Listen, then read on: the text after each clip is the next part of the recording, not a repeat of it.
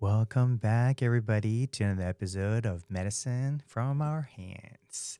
You got with Dr. Charlie here, as well as Blossom, baby. yes, woo! We're back, y'all. We've had a bit of a small break while we were kind of doing our own thing, traveling, experiencing medicine in different places. Mm-hmm. And last week we had an awesome episode with Meech, our first interview and our first person to share their own medicine. So now we're back in the studio again, back with our regularly scheduled program. Anti-programming. Yeah. But yeah, we're back here on the studio with you all to share with you all some of the medicine we just experienced in the last 3-4 weeks. Mm-hmm. We Yeah. back. Yeah. Can we take a collective deep breath together? Deep breath in through the nose. And let it go. Okay, we're going to go for 2 more. Deep breath in through the nose. This time holding. Letting it go. Another deep breath in through the nose. Hold. Let it go. Yeah. Thank you for joining me. A good friend of mine who I asked to breathe with was telling me how I'm always encouraging and telling them to slow down and take a moment to breathe. And so I've experienced so much life in these last 2 weeks that could last and span a lifetime. So because I do desire to share, I want to take my time in telling it because it's been so impactful. But I'm happy to be back. I'm happy to see you again. Yeah. It's good to be here. Thank you all for listening, joining us. Yeah, we're excited to share some of the stuff that we experienced, right? We started with medicine for the people, right? And then we had, I headed out to Colorado and then California. And then I'm back now, right? And then you had... from medicine for the people. Oh, man. So 2 circles in Austin. Then I was in Houston again, and then I went to Solar Punk, and then Austin again, and I just got back to Houston a few days ago. So it's been a journey. I love it. It's so much fun and so grounding. It's really powerful since I started camping 2 months ago. The first time I went camping was 2 months ago. I've found that the most healing part about camping is that it forces an individual to become a minimalist. And why that's important is in a home, it holds not just where we sleep or eat or do any of the human things, but it has so many gadgets and gizmos, and camping is like nature and you. Yeah. And it's not a war, it's a love. It's a love affair or a love happening. But so it's really given me a chance to see who it is I am, what I want in my life, what I'm attracting, what I want to let go of. And so that's why it's been so much fun, because it's really exciting to not just play the Sims game, but to be your own main character and live. Yeah. I love what nature does. It allows you to reset yourself to, too many times we experience like major transformation in our lives when we like lose everything and we have to reset. And camping is kind of like a prescription before like the big act, right? Because a lot of times, we might be living in one place for like 10 years and get really complacent. And when we get out in nature, you have to bring everything you need, right?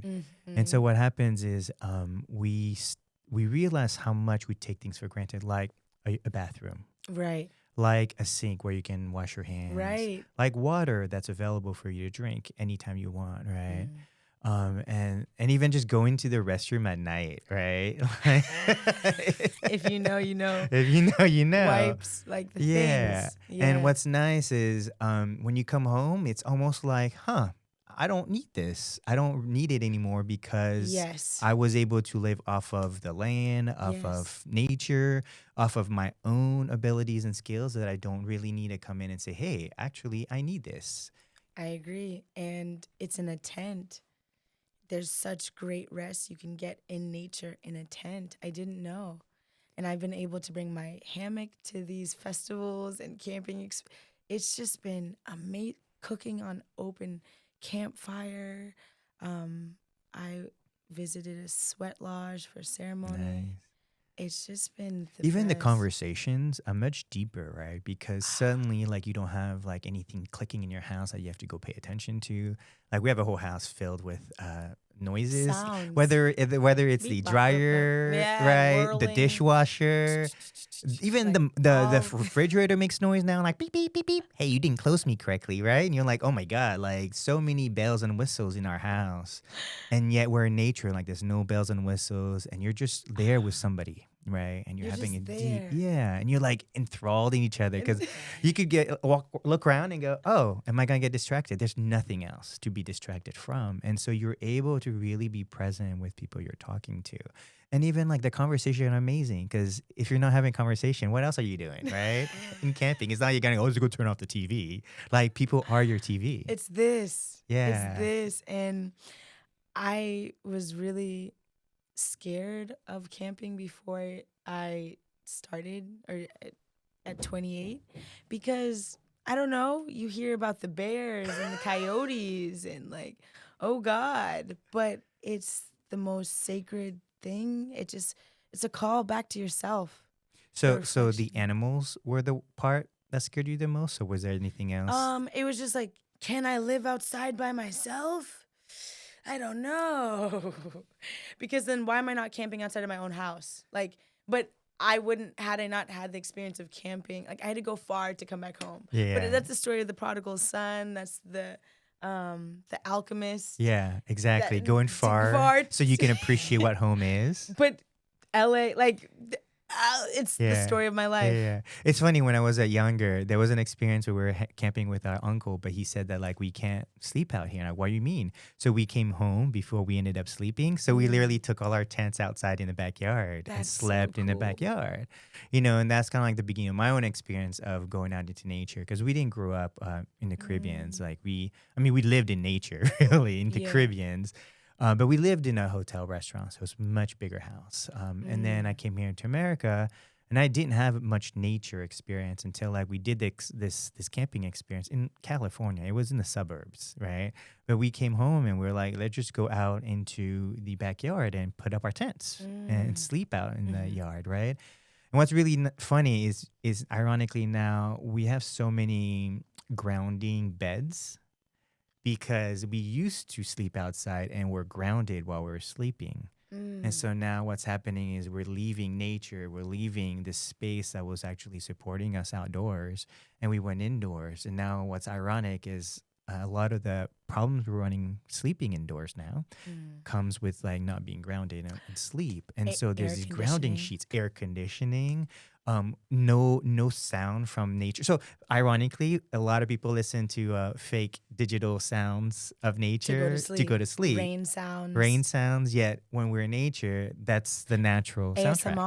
ASMR. I'm sure it came from nature. I know it. The clipping, the Definitely. clicking, tapping, Every whirling, sound, yeah. slowing down. Slowing down for sure.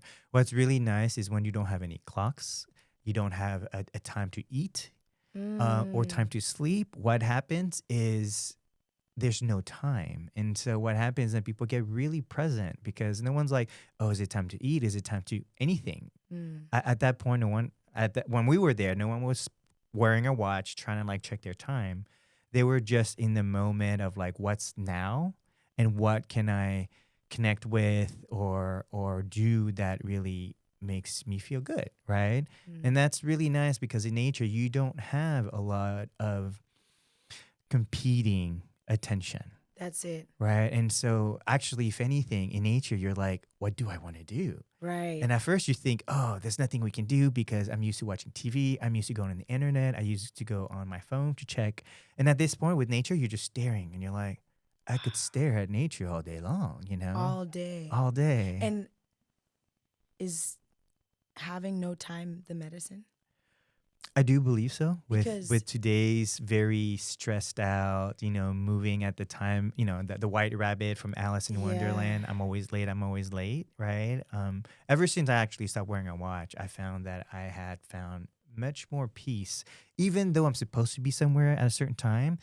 Knowing that I didn't have a watch constantly telling me I was late. But or early, or on time. Because some of us Asians are pretty early, but it was just this constant nagging of time. Right. Yet when you're out in nature, the sun's out and we're out. And we're out. And we're when it's night, you put on a fire and you just hang out until you are tired. And go to sleep. And go to sleep. And I've had some of the best rest of my life, and the fresh air and the maybe it's a campground, but it feels so unman-made and like human, there's no structures. It's just all natural built trees. Yeah, you're not getting a lot of the EMF frequency from all the city life. That's it. You're not getting that extra lighting that's like blinding everybody from street lights. Oh, no. Right? That's what that is. So when I go camping, it's not that I lose track of time. Maybe I do, and I'm sure I do. But it's an invitation to just rest in not having the bustle of having to do anything. Yeah. When you're camping, you're just camping. And everyone that loves you and is not with you, like right there camping, wants you to be safe and come back home to them. So you're going to make sane decisions, like safe. Like it's just a safe way to unleash, unload, relax, unwind, and get into your body. I've had some of the most best tanning experiences, waking up and doing yoga in the river, and being close to rivers, like what a privilege and gift. But in Houston, there's not that much. So being in Austin, there's Spartan Springs, and it's just so healing for the soul. I say go, travel well. Yeah, and I think a lot of people misunderstand what backpacking is versus camping, what we call car camping. Most of us experience really what we call car camping, where your car brings you to your location. So you unload everything from your car. So you don't have to carry everything off of your backpack. Car camping is way simpler. Most of the people who really are going out camping are car camping. So really there isn't much wildlife to watch out for. Maybe some bears here and there, but they're really hungry. They're not looking to eat you. They're really looking for your food, right? And so those places like Yosemite or some places with wild nature, national forests, they have more of that. But a lot of times, some people expect backpacking to be camping, and that's a whole different experience. That's literally like carrying all the weight on your backpack and walking for a few hours to your campground, right? And so usually that's a much more at peace location because there's no humans around for like miles, right? And so the great thing about camping is the psychic energy. There's not a lot of psychic energy being thrown out in the atmosphere. So when you're camping, you're just getting the psychic energy of the animals, and they're in flow. So they are all psychically resonating at one particular vibration. Versus in cities, people's psychic energies are so dichotomic, and stressed, yet happy, yet playful, yet angry. And so you're constantly bombarded by emotions. But when you are in nature is actually sinking all these emotional trauma, extra stuff, and pulling it to the ground. The trees pick up the extra psychic energy. And so it's ironic, actually, when you have more nature picks up the excess psychic energy, versus in cities, we're constantly bombarding ourselves with psychic energy, right? Even just not talking and just saying, I can't believe I messed up on this and I screwed up, blah, and I'm angry, those thoughts are not just stuck in your head, but they are actually being radiated out of your field. So when you're in a city full of millions of people, how many other people are having a tough time and they are screaming in their head, and that is being radiated out into the psychic field. So in nature, especially in backpacking, when you don't literally have a single human around you, it sounds pristine, right? Like you literally woke up from like the beginning of nature, of Earth. civilization, Yeah. right? Versus, and Mesopotamia. and then you come back into the city and realize that like we've been screwing up nature for a long time. Oh no. That's the feeling. And when I was in Costa Rica earlier this year, the nature and jungle to beach to mountain ratio, the land feels exalted. It feels like high heavens. I love that feeling. And although I don't yet live in Costa Rica yet, universe, make a way.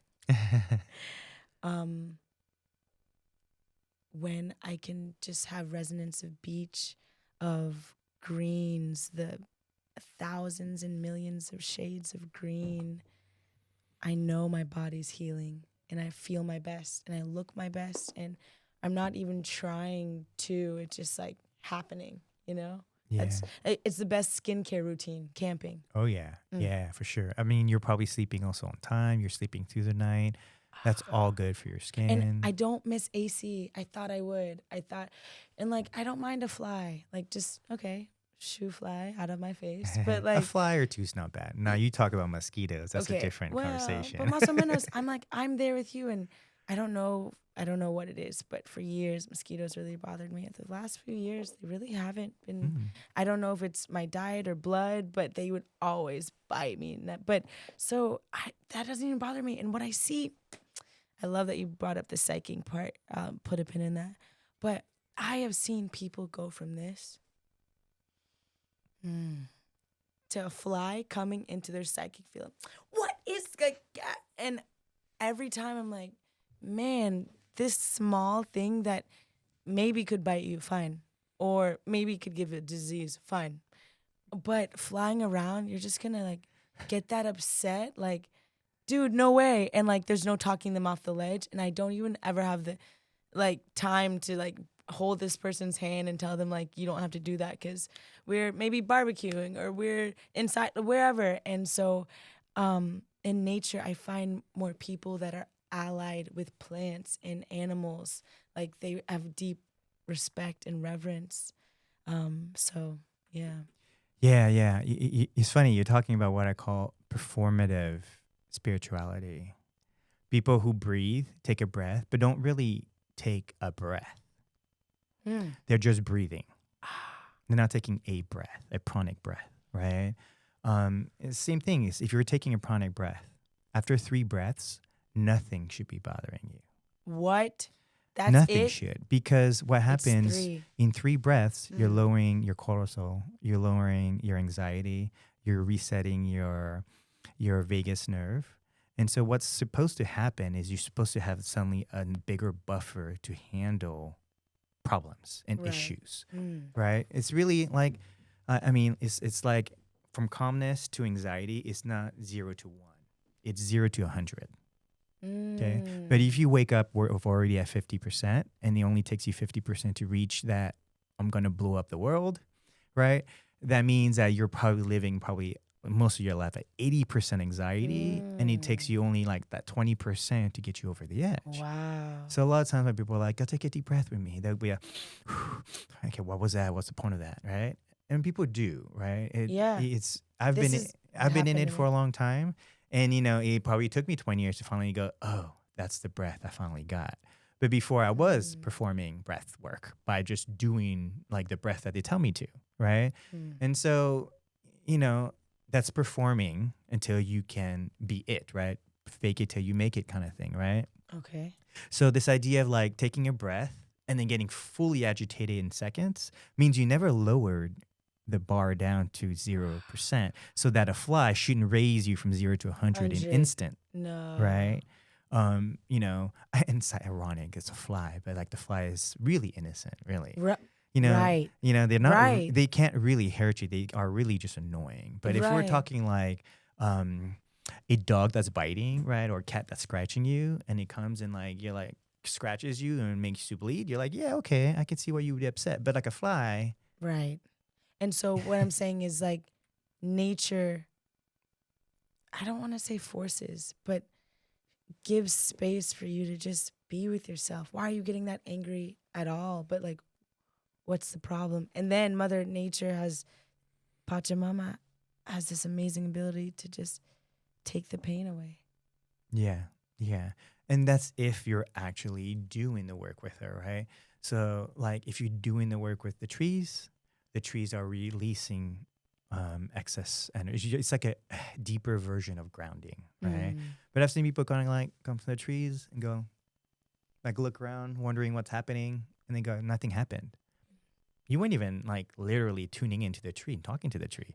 You're just like touching the tree, thinking, oh, just by touching the tree, I'm making a connection.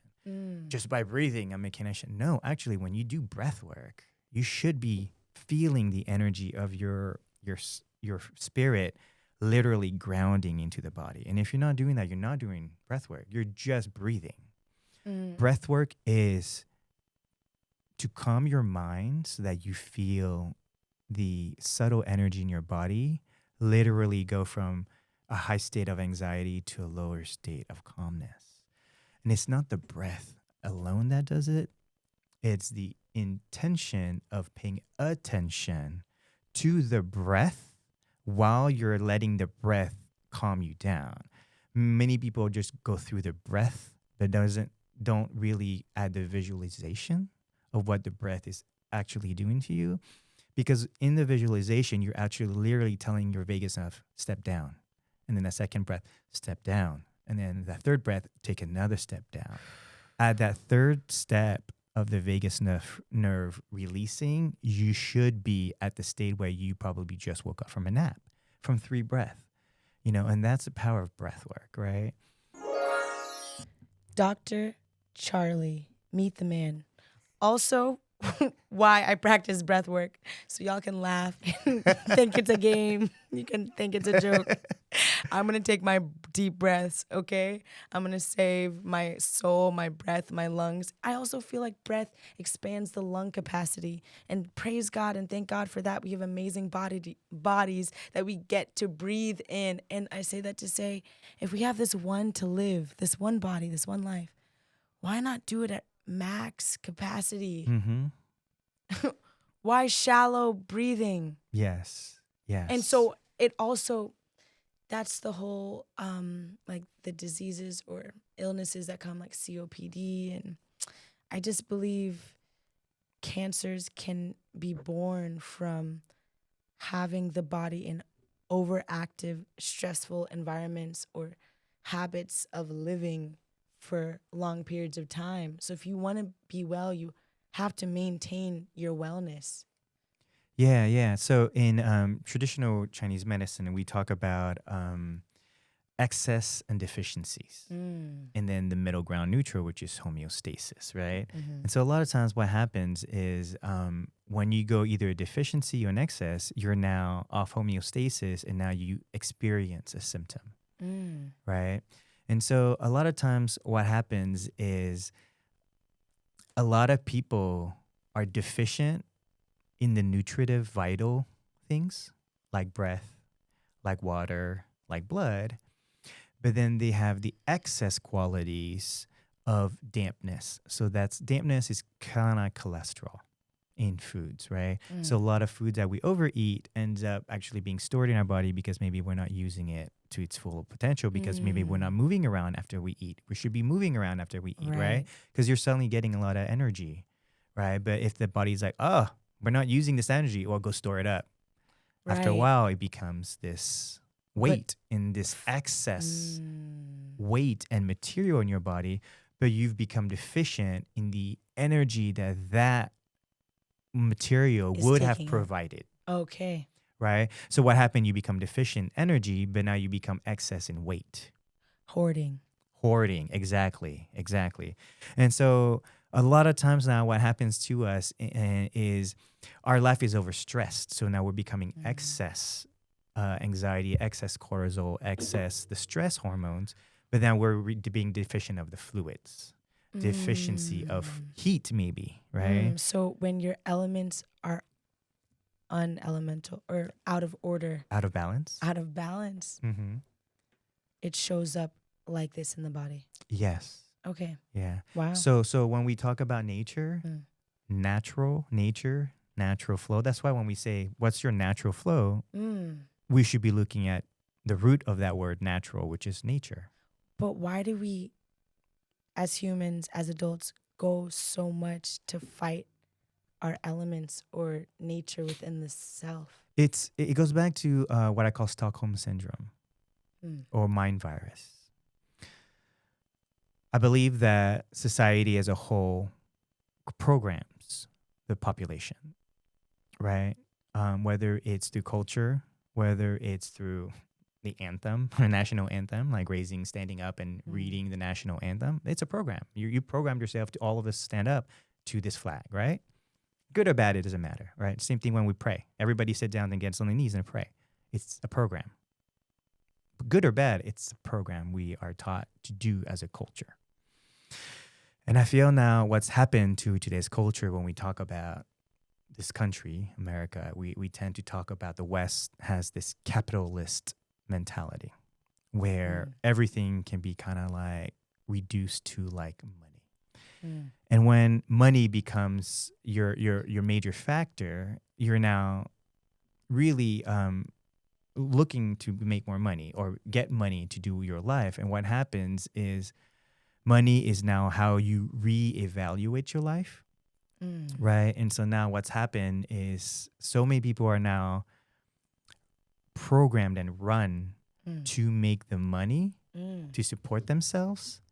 And so usually what happens is health goes down first, right? The drain, because a lot of us are like, we're trying to make money to live the life. But what happens? We try to work really hard to make that life. And that always drains us, right? And that's that deeper problem that like, why stress? Stress is the number one killer in this country and possibly in the whole world, right? Because stress is what creates diabetes. It's what creates heart attacks and heart issues. It what creates loneliness in this country and what creates really suicide needs, right? Because stress causes you to feel alone in your pain. So you're saying nature could cure this all? Nature brings you back to you going to natural state so that when you act, so because when we're in the city in life, we're following other humans who are living unnatural lives. Oh my gosh. And then when you're in nature and you're like, hey, the animal just went to the water. Is the water safe? Well, if the animal is going to water, it's safe. So It's just safe. follow the animal. Wow. So what happens, it would follow these animals, just like in Kung Fu, right? Like we actually would say, oh, this is like a mantis pose versus snake pose. We're literally copying nature into their traits. And so these Kung Fus become really powerful because they were using natural movements of these animals. Versus today, we're copying natural movements of humans who are possibly their own downfall to their own health because they're running very unhealthy habits of living, right? Wow. And that, I think, is what we're trying to talk about when we say medicine from our hands. It is we are trying to bring back a lifestyle that is more natural to our everyday living. And in doing so, it automatically gives us the medicine we need to find the balance within, right? So nature is the medicine, but it's not just nature itself, just like breath. Breath is the medicine, but visualization with the breath is the more potent prescription. Yes. And so, because the problem is now we're in and what I mean by that is capitalism has reduced everything to money and commodification. So when we even talk about breath work, truthfully, real breath work is when you're anxious and angry right now, you should be doing breath work. But if we're just talking and go, let's go breath work, it's not a really good time to do breath work because you're already maintaining a really natural state. For you to do breath work, you're just more in natural state, in more homeostasis. when you're angry, when you're upset, when you're scared, when you're over worrying, it's when you have the negative emotions that we should be practicing breath work, right? Because the breath work will offset the anxiety down.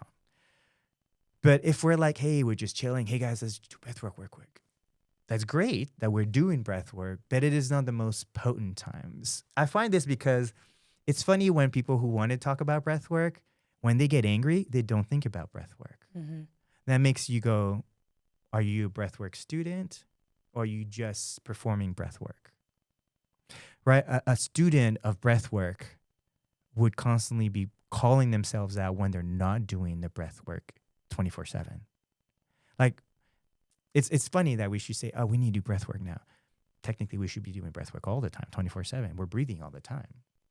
However, we probably all notice there's moments now where we're like, hold our breath.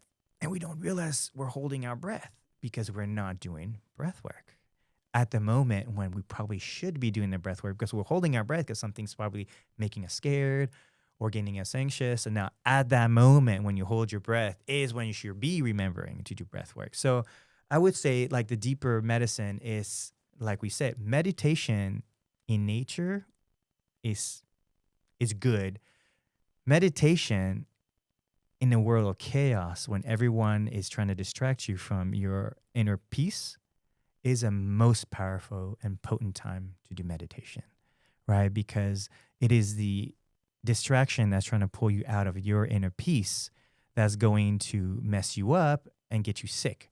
But it is in the meditation during the chaos that you can block yourself from picking up the chaos energy from other people or your environment that makes you sick, right? So do you believe that actually meditation, when you have a deadline, is more potent than when you're doing meditation because you just woke up, right? Because you're only allowing homeostasis to last longer.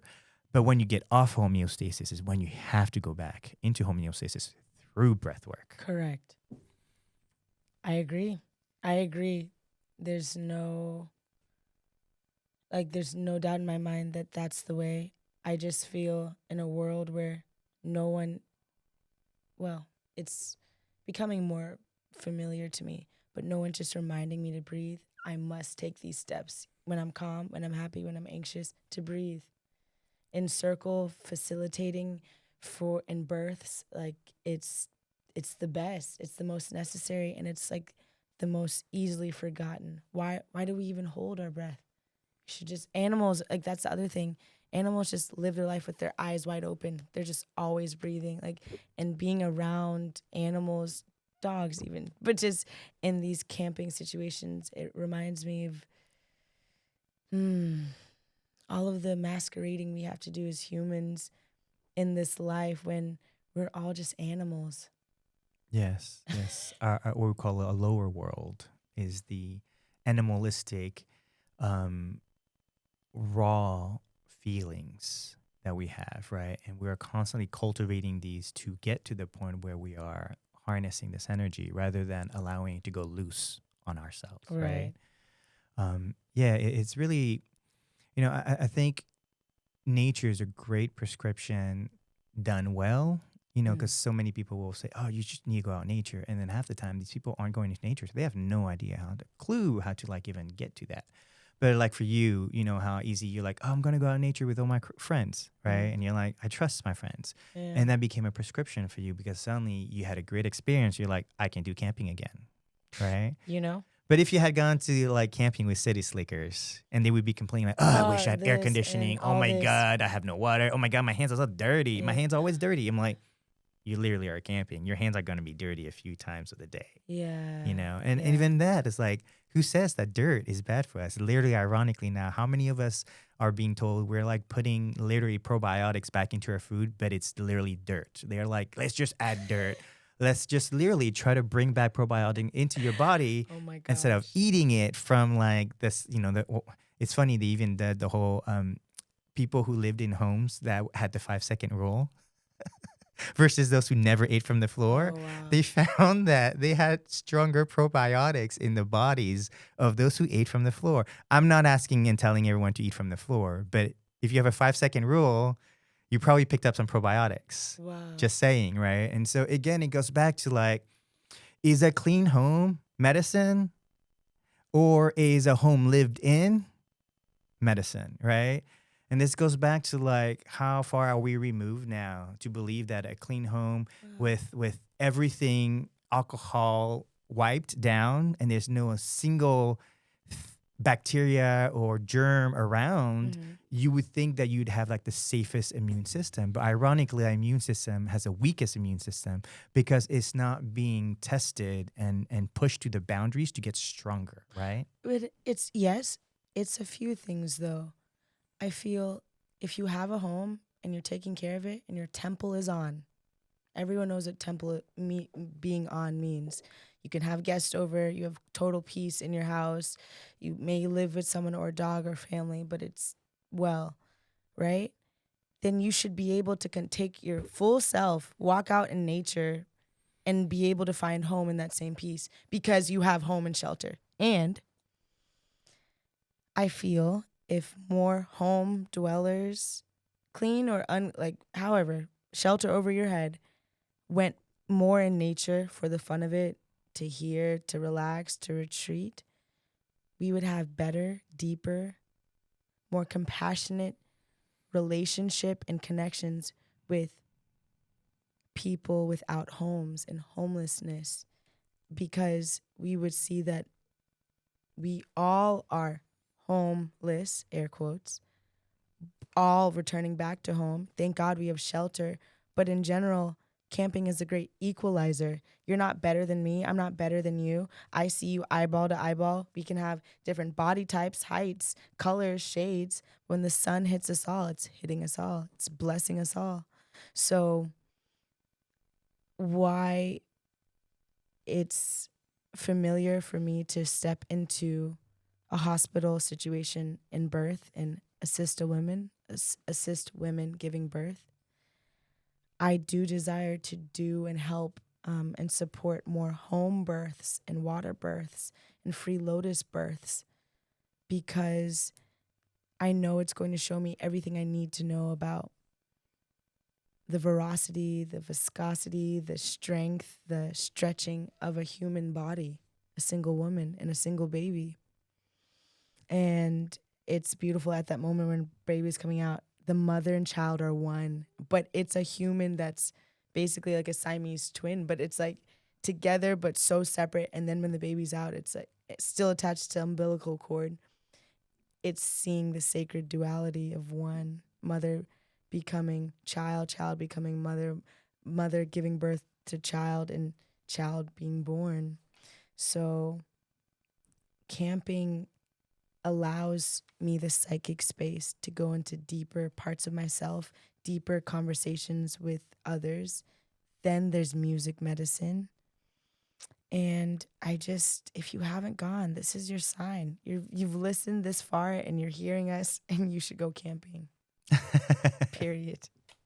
Yeah, I wanted to say one comment real quick about how you said people who are able to have a really fine home should be able to transpose that into the nature space. Mm-hmm. I would say actually it's much harder for those who have really good home space, because creating that home space took them a lot of control to build it. And so really, if anything, we should recognize how sacred they'll make their space, right? But usually it's because you'll pay attention to what they do, and they'll tell you, oh, yeah, here's a coaster for your thing, here's that. So they'll tell you how to live in their home. Right. Because they're trying to keep it that way. Mm-hmm. I would say that's antithesis to living in nature. But wait, because okay, let me yeah, get sure. deeper, right? Because what happens in that home, it's that one person creating a control space for their home to be a certain way. What you find in nature is that nature is in control, and you actually don't ever have control. That's an illusion, a maya to the human perspective. If anything, I would argue most of us fight for control that we never had. Controlling somebody else to do something, we never had that control. controlling people to like listen to you. You never had that control, right? It's really on you, right? And so what I find is people who can handle nature better tend to be much more adaptive to their surroundings. People who need control of a perfect home struggle with being out in nature. And I speak to particularly a few people that I know, but specifically my sister, because I live with literally four other people that will never want to go out camping as much as I do, right? They don't feel comfortable in camping. And for her, she'd be like, no, Charlie, I need AC, I need this, this, and this. So she has not been able to take, she in a way, she doesn't take her home for granted, but she takes everything that she put into that home purposefully to do that, right? To create that space. So when you out in nature, unless you are literally creating a home space in nature, most of the time nature is providing everything. And you're just creating space within nature. In a home space, you have everything cleared out. And then you put your perspective into it. So really what's happened with human life versus nature life is that in human life, humans believe that they're in control of their setting.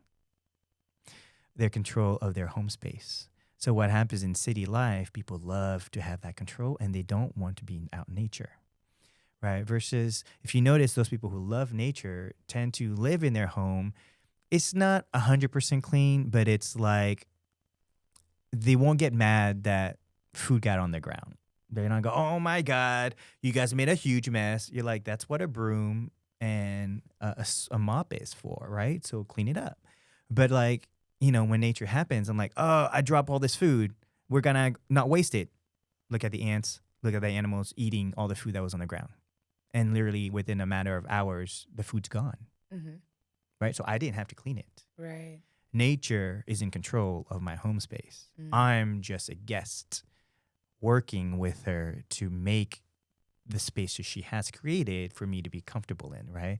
Yet when we have a home space, what happened is the human is involved the entire time in control of everything, right? And so today when you see that, you see why a lot of homes are not open to have animals in the house, because we never built it for animals. Now, many people have now built like dog doors or cat backyards, right? That's because they're starting to finally realize they want the animal life, the nature life back into the home space. So now suddenly after COVID happened, you notice that like so many other people have become plant fanatics.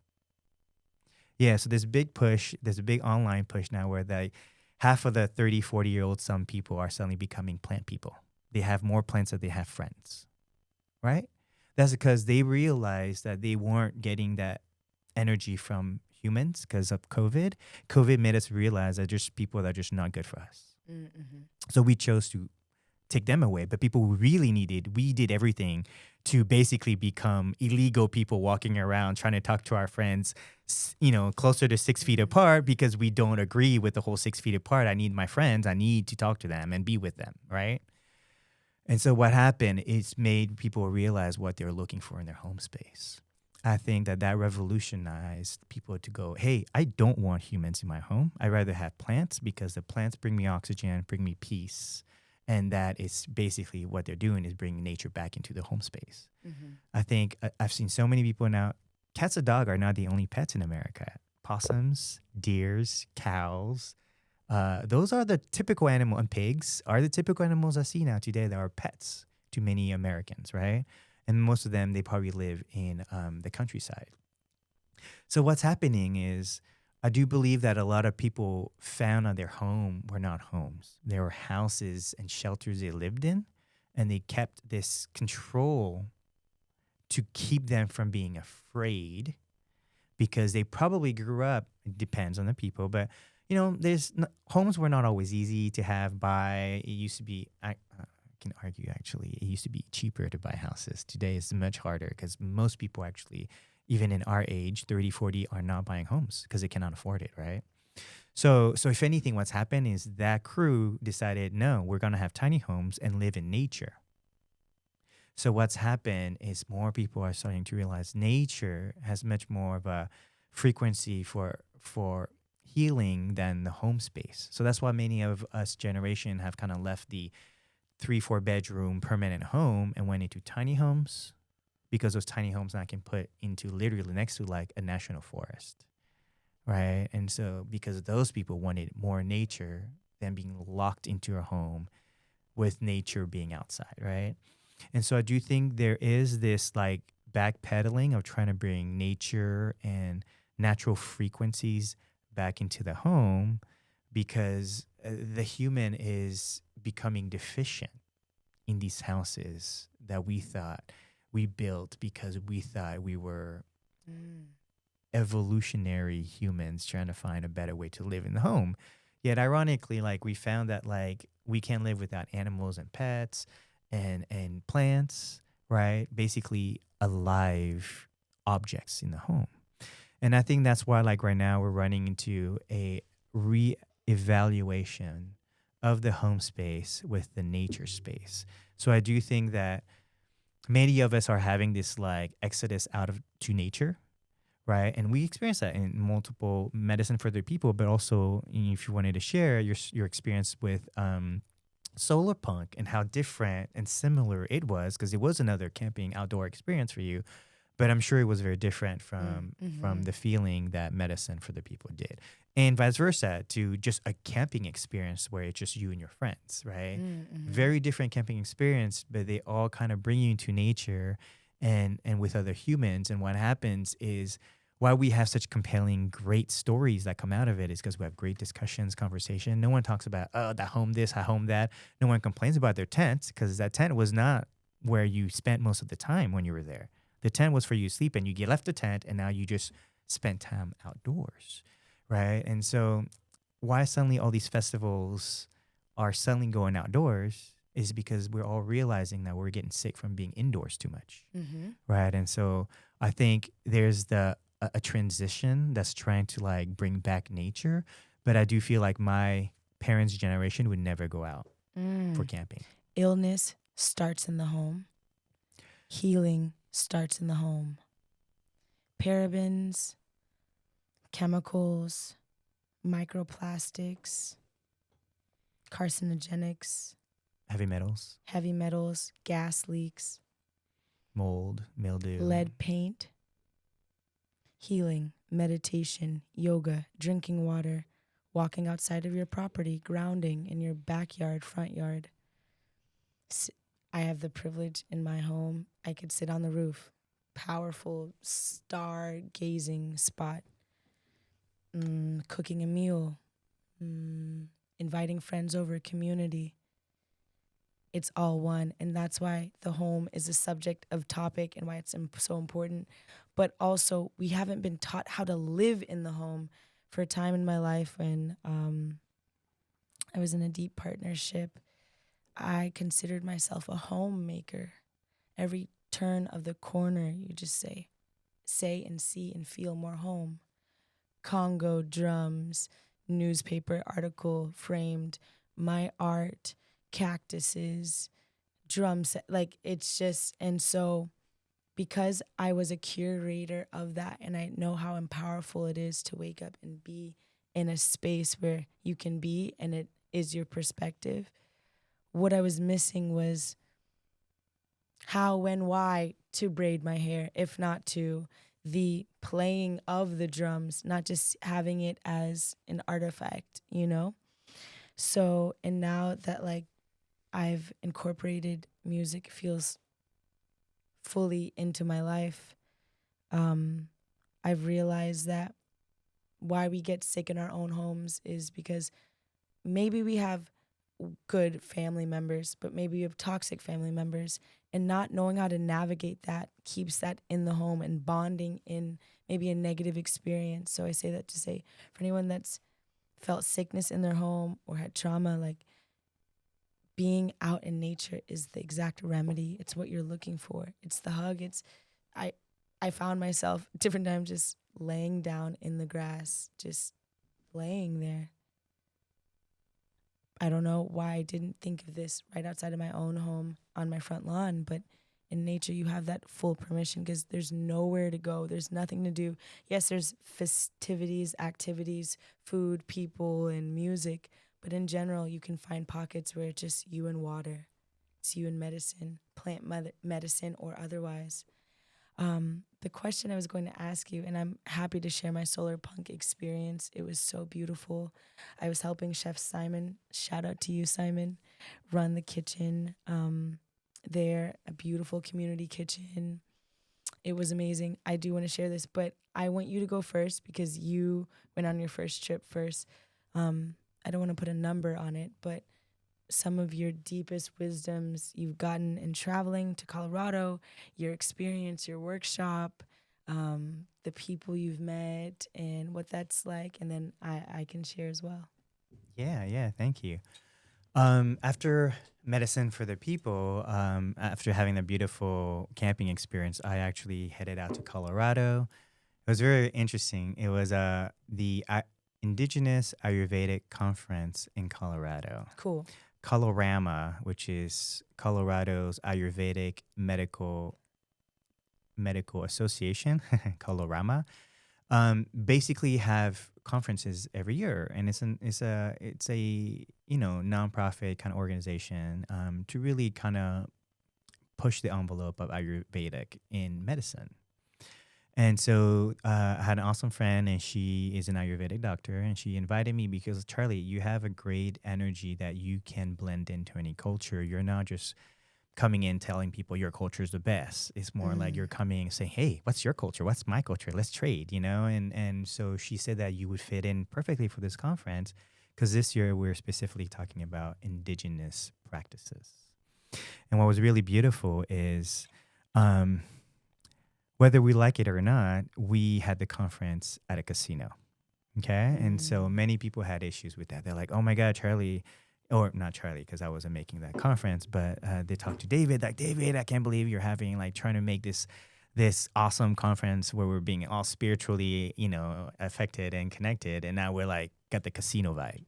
Right, the people who are like coming in and trying to gamble and like they're all weekend putting their money in and gambling, right, and drinking. Everyone's drinking, and so what's really interesting is people were like complaining, oh, I can't believe you did in a casino. This is a weird vibe, blah blah blah blah blah. And he like went up to the stage and goes, "Yo, this is called indigenous Ayurveda.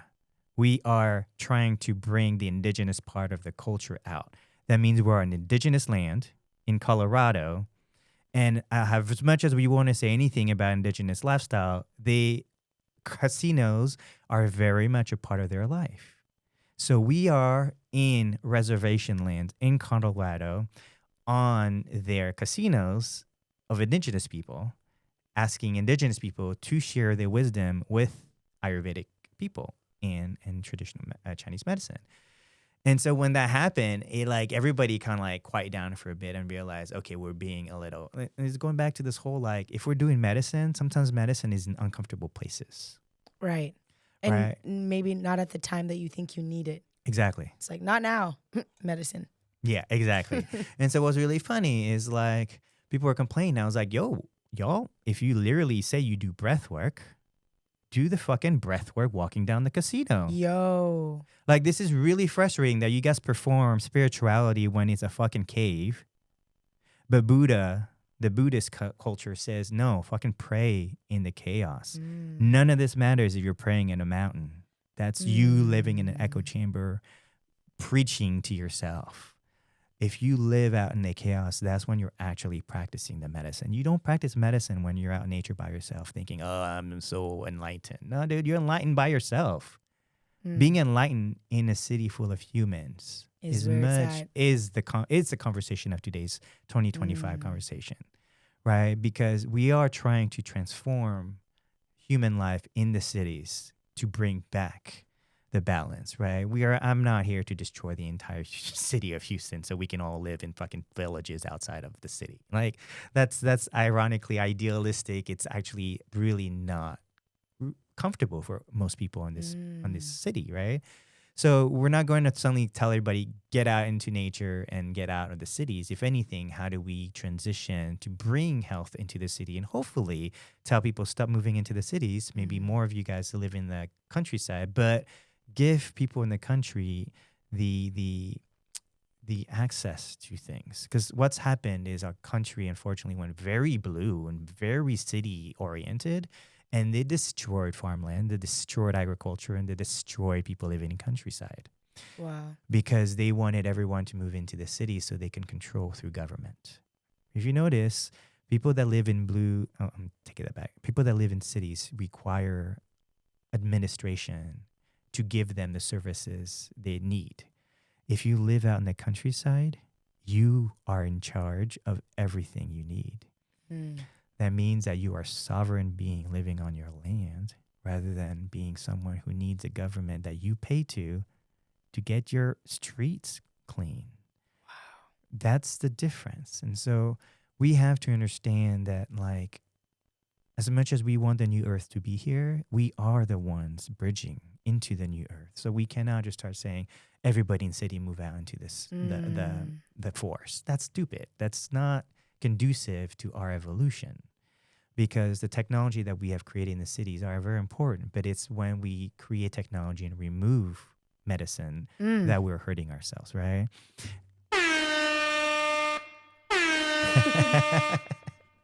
And so, we are trying to have this deeper conversation because I'm definitely not telling everybody go off gridding. At one point, I was that guy. Really? I was that guy at one point. But I'm her now. Yeah, but how much good can you do off gridding by yourself? What You're happens just choosing. if the internet goes away? Then the human quantum internet starts to go online. Exactly. So let's go off grid so we can make sure we know how to survive. Yeah. So you're speaking from your perspective that you had friends that took you into the nature space and you found peace there. Not everybody does. Really? Not everybody has friends that can take them into nature and not freak the shit out of them. I've seen that. No, really? I've seen it. Oh, no. That's why I say that, like, you can't force people to go out into nature. Because to them, they thought nature killed them or their ancestors were killed by nature. We don't know the full story. But wow. that's why you said, as soon as you said, let's go camping, like, I'm scared of bears. That's the story of city folks believing that nature has a wildlife that could kill you, right? We're in a hunting zone in Texas. So people who go out into the wildlands go hunting and they get their food from hunting. People who are vegetarian can pull that off, but they have to displace animals sometimes to have agricultural farms. So you have to be careful that we're suddenly going, hey, actually agricultural farms and vegan farms displace wildlife. So this conversation of living in nature, knowing what nature needs, because we know what nature needs and we know that we should have agricultural monocropping. Monocropping killed Earth, killed the soil, killed nature, killed the animals that were around that soil, right? Because we thought our technology of agriculture and monocropping was the best way of creating agriculture. So what does that mean to live on Earth with it killed? Meaning that we are constantly taking food from the soil. I understand, but what does it mean for us as humans living and inhabiting killed Earth? Living on killed Earth. Well, no. So the Earth is not killed yet. She's just in pain. She's in labor pain because she's been basically we have not been reinvesting back into her. We've been constantly taking her trees and making homes out of it, but never replanting trees. Right? That alone means we're basically taking all her resources and not giving it something back. Yeah. Right? So again, even in that mentality, if you told everybody to go out in nature, corporations would come out into nature. Yeah, because these corporations still make a ton of money.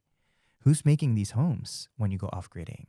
It's most of the time these off-gridders can't fully live because they only live with 1 or 2 families off-gridding. You have to go off-gridding with like 3 to 4 families minimum to support a lifestyle that requires everybody to put in a lot of effort to survive off-gridding. There's been a lot of studies on people who have off-gridded. It gets a little wild Okay. because I can see there that. is no, first of all, dark things can happen and there's no police force. The Wild West. The Wild West. They could have people, hunters could The be Wild, hunting Wild each other, West. and we may not know. And who is actually protecting us when there are a lot of, this is literally, if we go off gridding all of us suddenly, we're kind of like going back to the days right before the city people with guns came into the forest to kick everybody out. So for us to go off gridding yet not recognizing our history is us repeating the genocide of our people who thought just off gridding would be fine. No, it's because the people who are creating this unhealthy habit live in the cities. And eventually you off gridding, they're going to take over your space because the city life constantly gets bigger but doesn't put back into its system. Right? So they're really Self-depleting. exactly and abusing their people. But if you go out into the outskirts suddenly, it's still the people who had the guns who are crazy who are going to run out of food. And where do they go? They go to where the people have the food, which is the off-gridders. Then you sounds have like the purge. then you have another civil war of people who can grow food and people who live off the system. And then you go back to the history of every nation on this country, which is that battle between nature and civilization. And so what we're trying to do is instead of swinging from one side to the other and becoming off-gridders and not dealing with technology, we have to find the balance of how do we live with technology in nature while still being connected as humans, right? That is what solar punk is. Okay, so let's go. So real quick, just to summarize what I experienced in Colorado is, again, going back to the indigenous story is I really enjoyed everybody sharing their piece, a lot of Ayurvedic practitioners sharing, and then we had basically Native Americans who were sharing their sciences. So that was really beautiful. Wow. Basically, the irony is the natives were like, hey, our science, native science, is literally Ayurvedic science. And I was like, so it wasn't a mistake we call you Indians?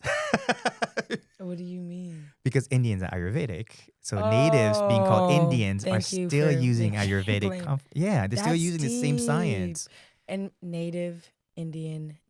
So Indians West are Indian. Actually native to their land. Cool. Yeah, it's so, but like city Indians no longer are considered native Indians. But like my mother's West Indian. That's the West Indies. Exactly. Yeah. Wow. So what was really beautiful is kind of seeing that like they are bringing Ayurvedic information to the public, but they're also saying, but this medicine is not just Indian people who have this medicine. It's native sciences. So Native Americans in the Americas had the same science as Ayurveda. Traditional Eastern medicine have native sciences that we call today acupuncture and herbal medicine. That means that every culture came from indigenous land. And we were then mobilized and put into places that were not our homes. That's why we're modern time. We all look different because we all came from different homelands. But that means that we all come from indigenous practices before we came into the city. So my presentation was like, look, until we realize that elemental medicine and elements and the alchemy of the elements is the beginning of accessing our indigenous powers, we can all become connected to our indigenous practices by connecting to the four elements. So what I was saying in this conference, because many conferences that are Ayurvedic, unfortunately, tend to be heavily white, less Indians. I know it's really funny. It's the whole commodification of yoga. So it's really weird that you have way more conferences around Ayurveda that are way more white people there, right? I'm not really there to just kind of tell people, hey, you white people need to study your stuff. No, it's more like I came in and say, hey, actually, this is fine, but you all have to go deeper. Because when we introduce to you our native practices, we're not asking you to take our practices and become us. We're asking you to remember your native practices are similar to ours, and you allow your native practices to be brought back. Meaning, I want the witches, I want the pagans, I want the druids, I want the medicine men and women of the West to come back. And they're probably back, but they're hiding under functional medicine or herbalism. Right. They're not fully in their power because the system doesn't give them any value for the medicine they provide. Right. So yet we love Ayurveda and TCM. So I was like, yo, European people, take back your native heritage, because this capitalist society, when it takes and doesn't give back, is the Europeans again taking our native heritage and not remembering their own heritage from it. So they were never supposed to become us. As much as I appreciate when, a non-Asian wear Asian clothes, I'm like, I appreciate it. But like, what's your heritage? Because now you're going to take from us, but you didn't give me anything from your culture. I love the druids, the fucking like stories of druids in my growing up days. Yet today, not a single druid around, right? We watch Harry Potter. We love witches, right?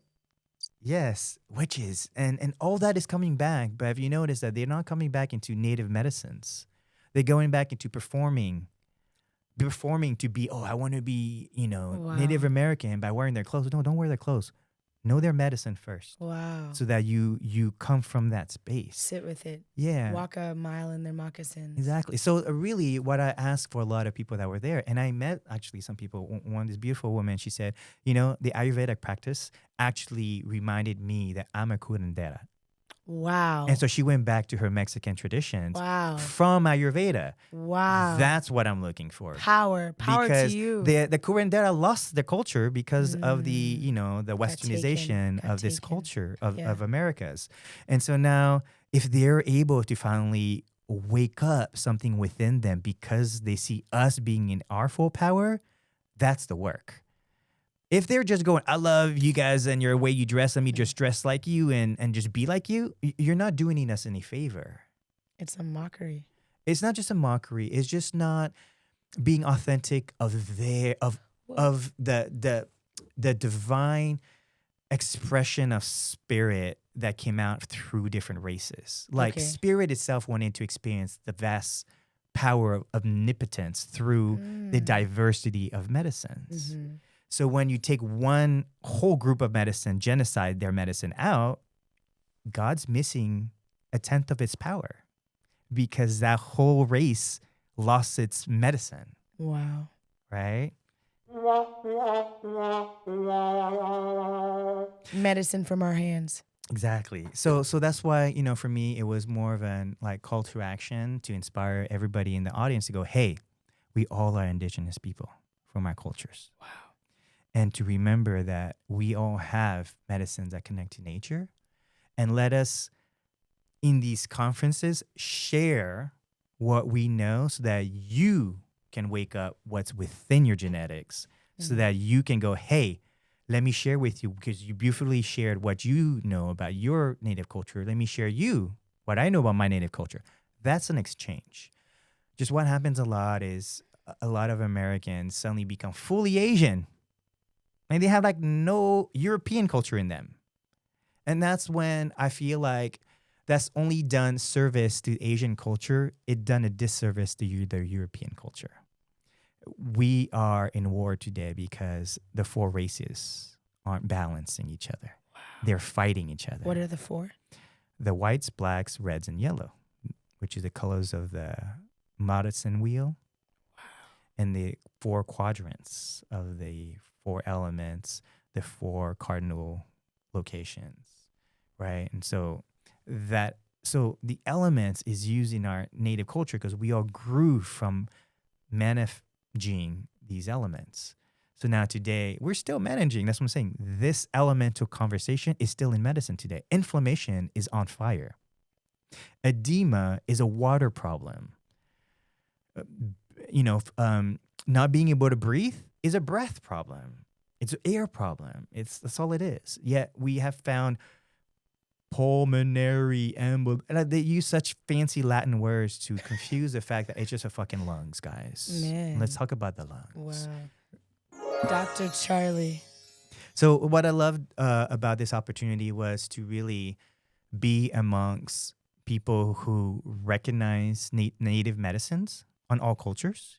And together we all bonded in the experience that like everybody was inspired to remember their own native medicine rather than constantly stealing from each other. Because you go to these conferences, people get ideas that like, oh, I can do that too. I can do that too. And then they go home into their space and they do it.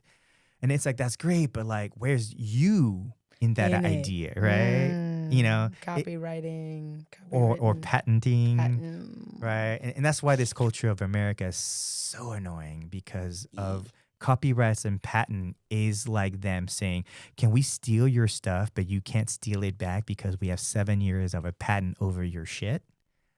That is why today we're running into cultural appropriation because we're constantly having the West take things from older civilizations and bring it back. And then they like give it a spin and suddenly it's like, oh, it's our type of breath work.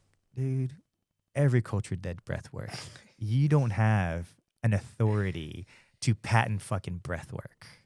But that's what America would do if it could tell people, hey, if you do this kind of breath work where you do 4 in breath, hold, and then you do 7 out breath, that's it's a pattern. And so I've patented that pattern. So if you do breath work, you cannot use 4-2-7. You got to use 4-3-7, right? That's the shit we're going to run into when we run into this whole idea of capitalism and making money off of natural medicines. Absolutely, yes. So that was kind of like the experience, but I really loved the Colorado experience because I met such amazing people. Everybody was so open, very, supportive. And even we had some controversial conversations, but like they were quickly addressed because people had different point of... Okay, the other piece that I get really upset about is that some people who start learning a little bit about someone's culture, but never like go there to live, telling me how... Tell us, Charlie. How they know more about my culture because they studied it more than me living in the actual culture. Who did this? It's not just one personal experience. Oh, wow. We find often that it was just funny because again, like you had, Americans speaking about Ayurveda in a presentation, and then most of them were really good at saying, yeah, I don't really know about that. It's somebody that can share. And usually it was like an Ayurvedic practitioner, doctor that will actually bring up. It wasn't like, oh, I know everything, right? So in that, it wasn't too bad. But I've seen, and I didn't run into that this time, but I have run into people that were like, Charlie, like, I know how Tai Chi works. And I'm like, sure, okay, share. And they would say that, regurgitate Tai Chi back to me. And I was like, yeah, that's what your teacher told you. What do you know Tai Chi to be? And they would just regurgitate what their teachers told. And that's why I'm saying you don't know what Tai Chi is. Like Tai Chi, as much as we like to say, Tai Chi is just movement meditation. Wow. Right? This is so deep. Yeah. And that's why like, this is literally what a lot of Indians are experiencing. When you have an American telling them what yoga is, and they're like, I grew up with yoga in my family in India, and that is not what yoga is. Mm-hmm. So I'm confused. It's What yoga are you mind. selling? Exactly. It's technically yoga is the experience of recognizing everything that's happening within you, not outside of you. That is why most yoga movements were not done in a group setting. It was done personally for you to recognize where you're having pain. Wow. Right? And now it's become a group setting because so many people aren't doing it by themselves. Are sick. Both. So they found, like my Indian friend told me to do this. It worked. It was awesome. Now I'm like a practitioner of Indian practices because I got a certification, right? Um, and so I say this just because this conference was very sensitive because we sat down separate from people because some Americans were like, "Hey, can we talk about a cultural appropriation? Because I don't know what that feels like. I don't know if I'm doing it wrong, and I don't know if I am disrespecting your culture. But you Wow. guys are literally in the culture. Can I get each of your?" She even asked Opinion. me because like because many Americans have taken some of our culture, but in that moment, she was speaking to the Indian people because she was fully dressed in an Indian outfit. She was running an Ayurvedic forum and an online group, right? So she knows how sensitive the conversation on cultural appropriation is for her because of what she looks like. Mm-hmm. So for her to actually talk about this with us, we're like, no, actually, you're pushing Honoring. and honoring Ayurveda. So I don't think you're appropriating it, right?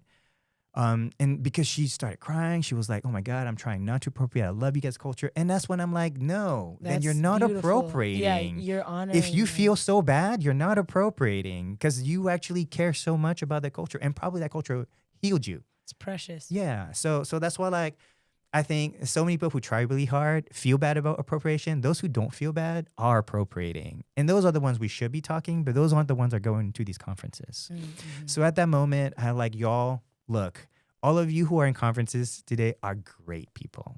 You guys are really trying. You guys trying to make an effort. You guys really care about the information and where the culture comes from. You guys are in, to me, appreciation. Those who are probably appropriating are not here right now. So most of you should not feel so bad. Because even at that point, they're like, I feel about white guilt and white privilege. I'm like, oh, stop. If we want to talk about white guilt and white privilege, you can talk about Asian privilege, Asian guilt, and you can talk about black guilt, black privilege. All of that had privileges. So if anything, we should stop doing that because at that point now, it's backward racism. Privilege is backwards racism, right? Man. You could say Asians are mathematically privileged. Absolutely, yes. Exactly. So that's kind of what I really love that conference was tough conversations being had in a very supportive space. And that's what I really love kind of being in that space and that conference in the Colorado because we're up in the Rocky Mountains and I was definitely getting that altitude sickness. So yeah, it was very different, but very beautiful because the medicine was, again, the people. It wasn't about Ayurveda. It was about people remembering their indigenous roots and their indigenous medicine. And that to me was the most beautiful underlying conversation we were all having. Yeah. That's really beautiful. Collective remembrance is so powerful because it's just humans recognizing other humans, man, woman, female, or otherwise, they, thems, are reflecting. And you guys all traveled to a place for that. So, oh man, beautiful. Thank you so much for sharing. Where do I want to begin? well, let's go into like maybe some of the Maybe highlights. a song, yeah. Highlights of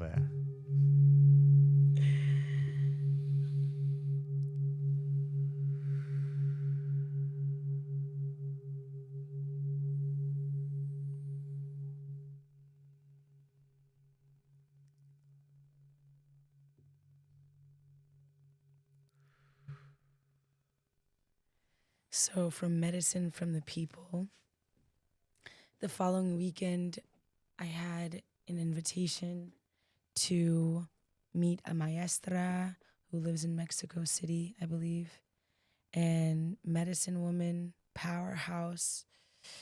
And she came to teach and share her gifts. I sat in 2 circles with her, in community, of course, but she was the featured guest. And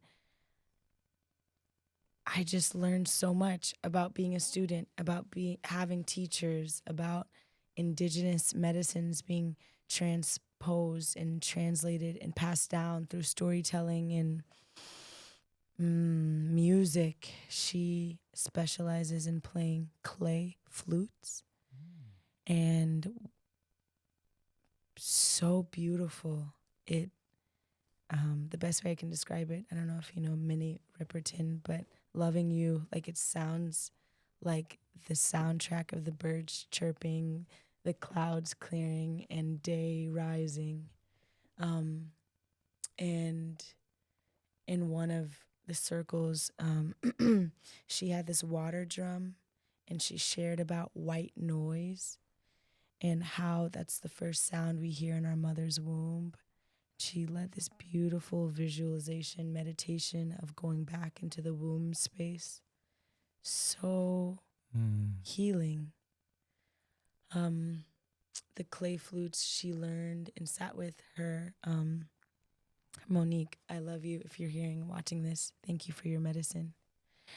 The clay flutes that she sat and learned from her teacher, she just perfected and mastered. So to hear a master sound healer was incredible. So the meditation she led was visualizing yourself changing into your highest spirit animal. And she's like, you're yourself. And she's playing. She's like, now you're the animal.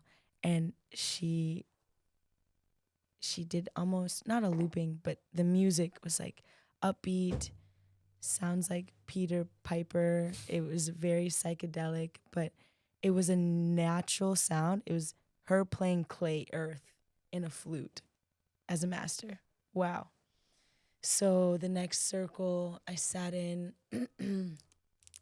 well, actually, I came back and I was in Old Town Spring, but she was there as well. And there was ceremony, and this was just about supporting women and womb holders. There, I met Red's Body Art, Love You. They performed this sacred dance mixing ancestral wisdom, body art, and painting. And in the middle of the performance, painted their body and kept serenading us. It was incredible. There was the goddess of fertility, and I'm going to post it soon. Be on the lookout because it's just fantastical. Her face was easily Love You as well. Her face was painted, and she was just in this majestic, larger than life, but not even costume, but just goddess of fertility. And she held beautiful corn, and corn is a symbolization of like multiplying and abundance and fertility. And Helen, she was curandera and giving limpias. It was such a powerful event. I felt reborn in that moment, just being around powerful space holders as women, indigenous women that are remembering their medicine and sitting with it, with the public and us and sharing. I was a part of some incredible drum circles. Mish led one for Indigenous Peoples Day. Mish and Andrea led it. Love you, Andrea. They had 3 featured artists, Chipil, Pilar, and Lauren. There was poetry shared and danza and medicine songs. And it was outside of David Mendoza. Shout out to you, David. So much love for you.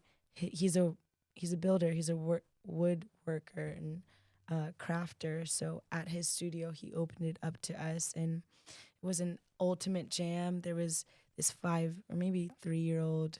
He was young, a little boy who, in the middle of us jamming, got up on the mic and just started rapping, singing, screaming into it. And it was so cool to see this little boy be so inspired, have enough guts to get up there and have a live full band behind him. It was really powerful and cool to see that in safe spaces, community can come, children can be, they can be free, and they want to be there, they want to participate. So much love. So I then went to solar punk. Wow. Oh my goodness. it's such a rewarding, warming feeling to be in community with individuals who want to be in nature, who want to hear God, see God, give their medicine. It's the best life yet. And I'm so grateful I get to co-create it and share experiences. I had the privilege and honor of cooking for community next to Chef Simon in the kitchen. Some of the amazing food we made was like spare ribs and grilled mushroom, onion, pasta, and I just all the things, nourishing roasted carrots and chickpeas and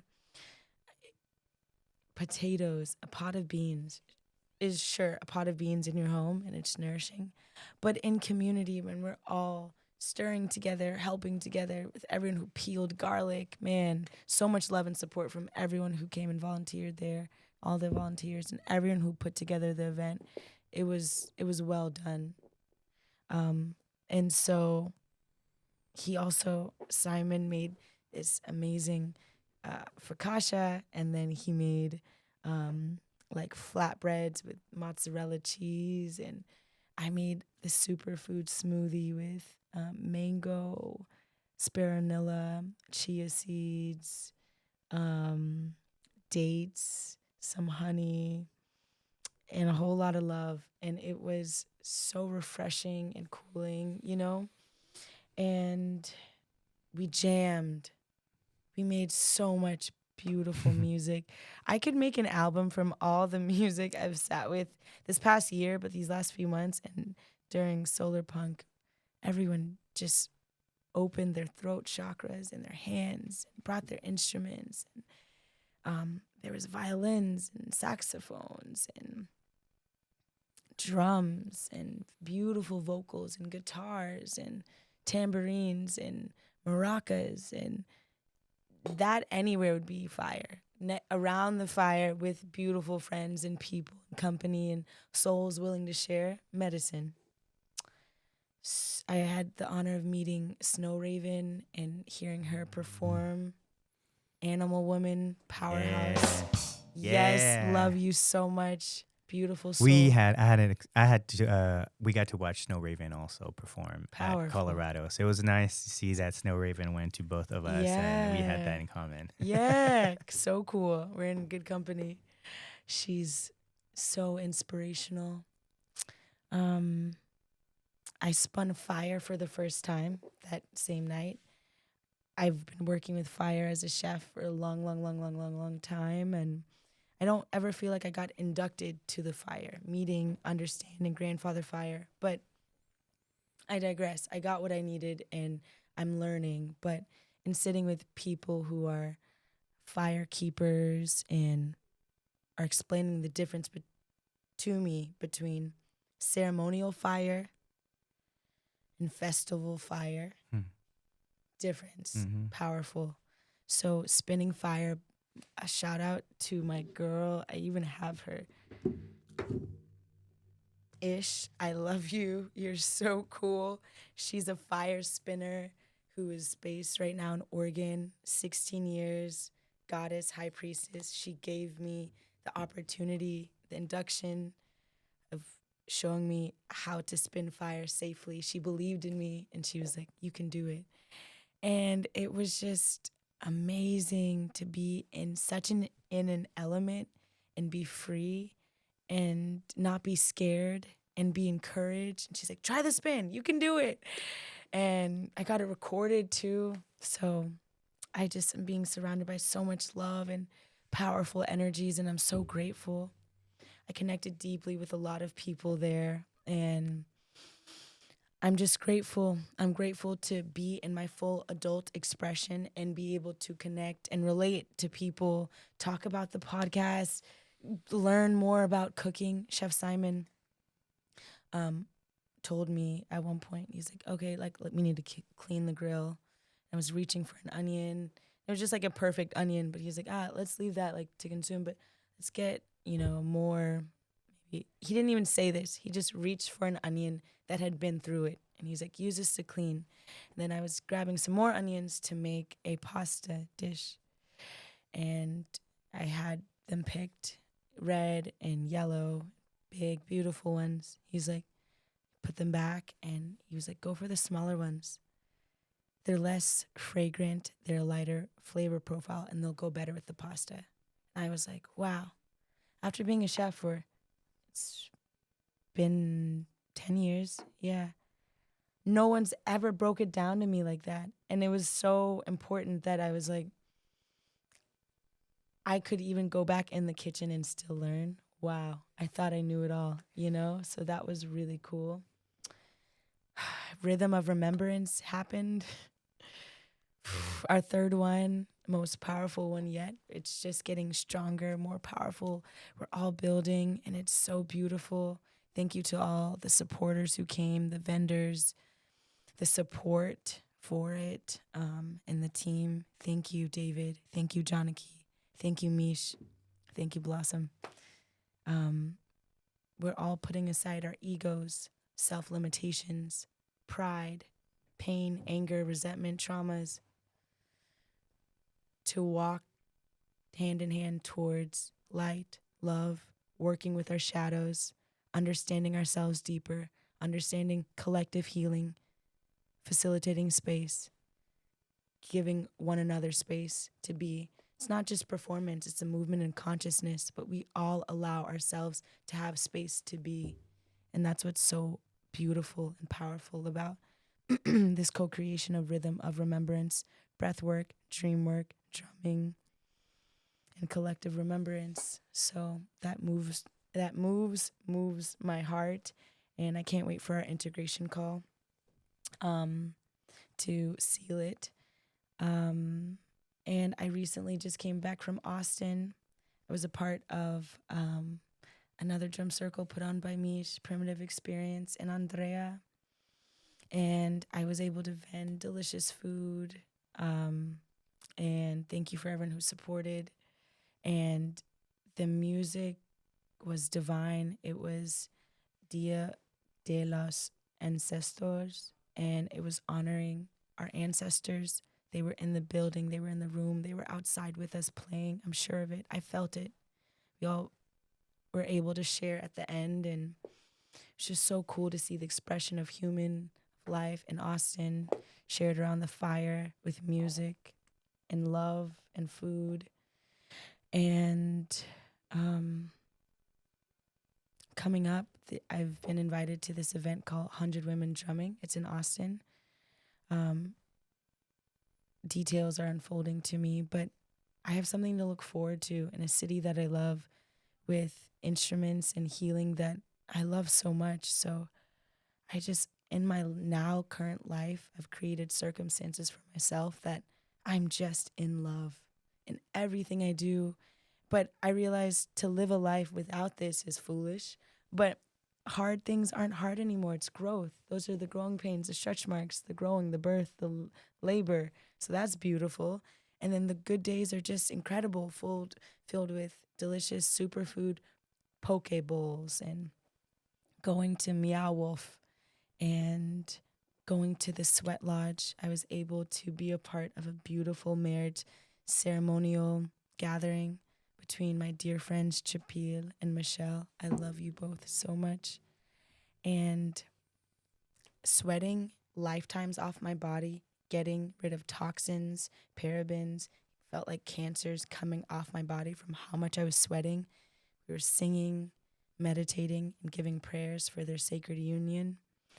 And I've just been so transformed and transported and held by community, by medicine, by the elements. And I'm so grateful for where I'm at in this podcast. Thank you, Charlie, for allowing me to share. Yeah. Thank you.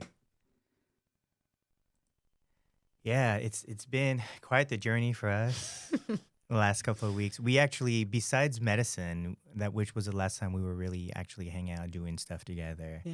We really kind of went our own for the last couple of weeks, and now like really coming together again. And it's been like this expansion, but now we're like, how do I hold this expansion open the whole time? Right. So I feel like now it's like putting like the the the wood, the stuff that keeps the expansion open while we're like building around this expansion rather than going through the contraction, Exactly. right? Because it's it's tough when we're in this openness of spirit because so much comes to us. But then at one point, we also have to kind of go, okay, I'm only going to take half of this now because I have to start cultivating what I've experienced. Right. Right. And That's the real integration work. exactly. And that's really what allows us to come back into our space, bring what we learned and to help us grow in our own space, but also like turning that into a much more grounded um, part of our experience, right? Because going to all these places and having these great expansion, opening experiences are great, but if you don't come back and use those to expand yourself in your own practice of what you're doing, You're missing out. you're just separating again. Right. You're just separating your spiritual self versus like your ego self. It's Where- together. Exactly. It's together. Exactly. And this is very important to understand that the spirit and the ego are informing each other so that when they are in alignment, you are both having a spiritual experience while still having a good ego experience. I think too many times in spiritual circles, they're like, oh, kill the ego. If you kill the ego, life sucks, period. The spirit will always come back, right? You are a reincarnated eternal soul. So, like, yeah, if the experience sucks, you'll come back and you'll do something else. However, being in connection to God shouldn't feel like a fucking chore. And I think that's what a lot of like, to me, religious groups or some people are like, oh, you don't have the God-fearing complex. Fuck that. No, I don't fear God. I love God. Because when you fear God is when you're not living to your full potential. I am God. Right? Because God is omnipotent being that is expressing its omnipotence through all of us, whether it's the animals, the plants, the air, the fire, the water, all of it, right? And so it's when we are afraid of experiencing that, can we actually be afraid of really reconnecting to ourselves and to God and to allow the ego to be in alignment. I think too many people want to throw the ego out and just be in the soul spirit side. But I really do believe that like the ego is the Charlie who needs to sleep every night for 6-7 hours, right?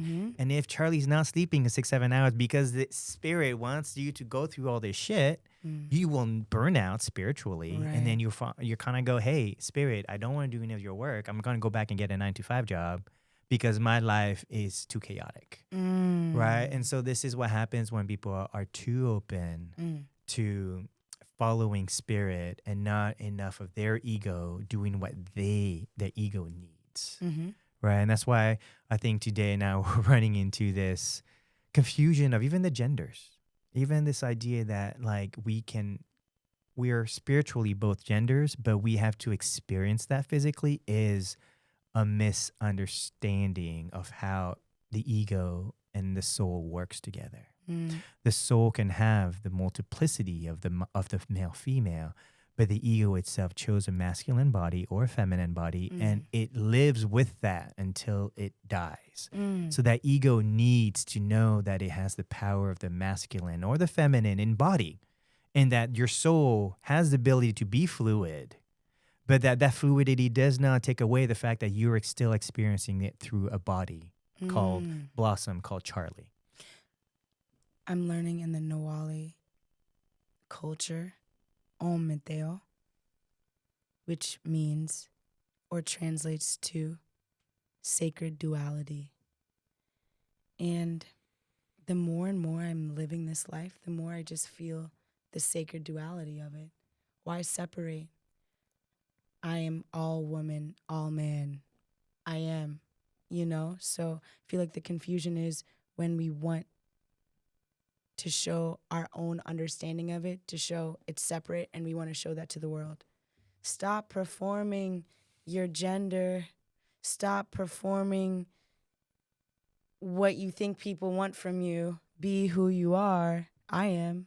I'm going to show up fully. So it's ancestrally, literally, I have chin hairs growing. My grandmother did and does, though.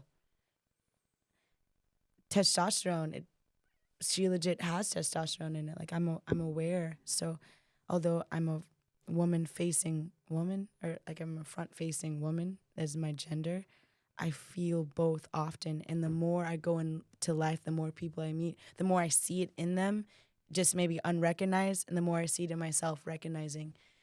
Where I struggled is not integrating this awareness as a young person coming into my full hormones. And that killed me. Not knowing my womb or moon cycles, not understanding feelings, emotions, healthy relationships, like boundaries. So I just now I honor the sacred duality. And I think the generation that maybe has really opposed the LGBTQ communities, they should just honor the sacred duality in themselves and stop saying gender or being okay in one's body looks like a certain way. It was last night I was with 3 women, and it was after a class I'm in for business, and a woman said, I love your, and she pointed to her, and she's a woman who's bald and fresh shaved. Another woman had a little, maybe like an inch of hair. She's like, I just cut mine for the 5th time in my life. And we were talking about the freedom of shaving the head.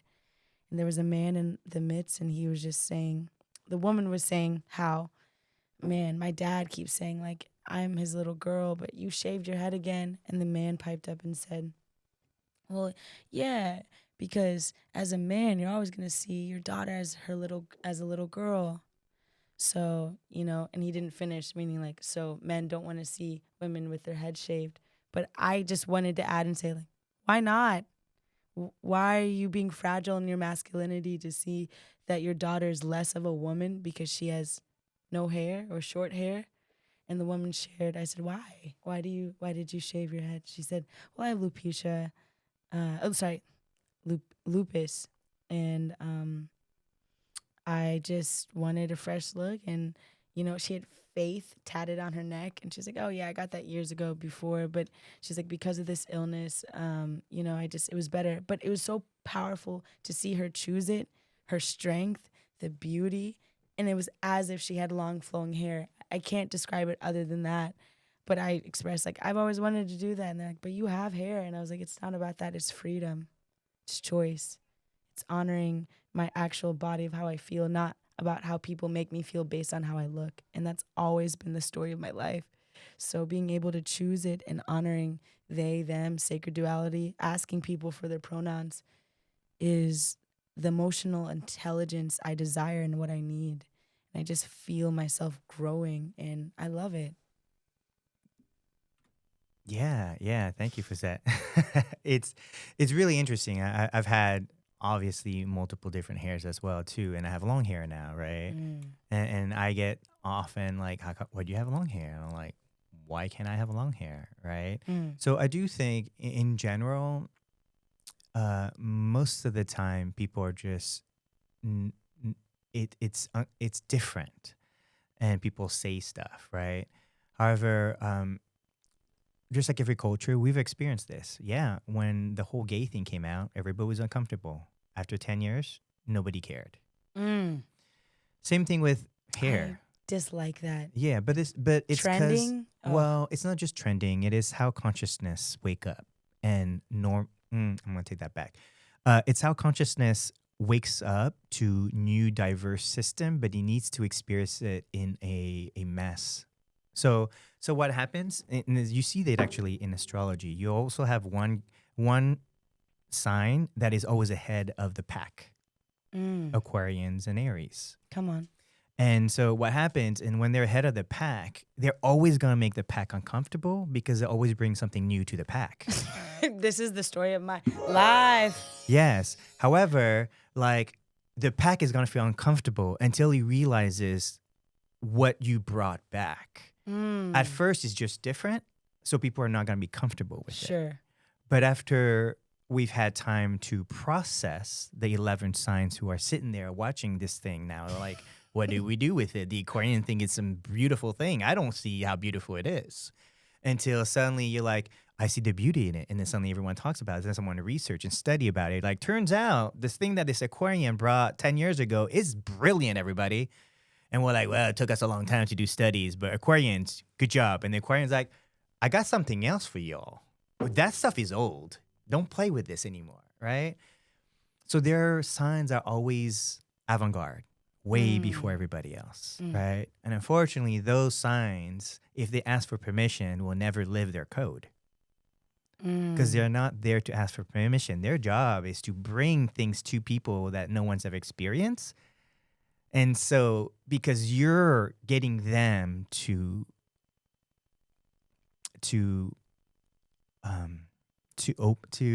expand consciousness by your differences, because their signs are here to just create steadiness. You want to believe that tomorrow there's still a city to live in. Right.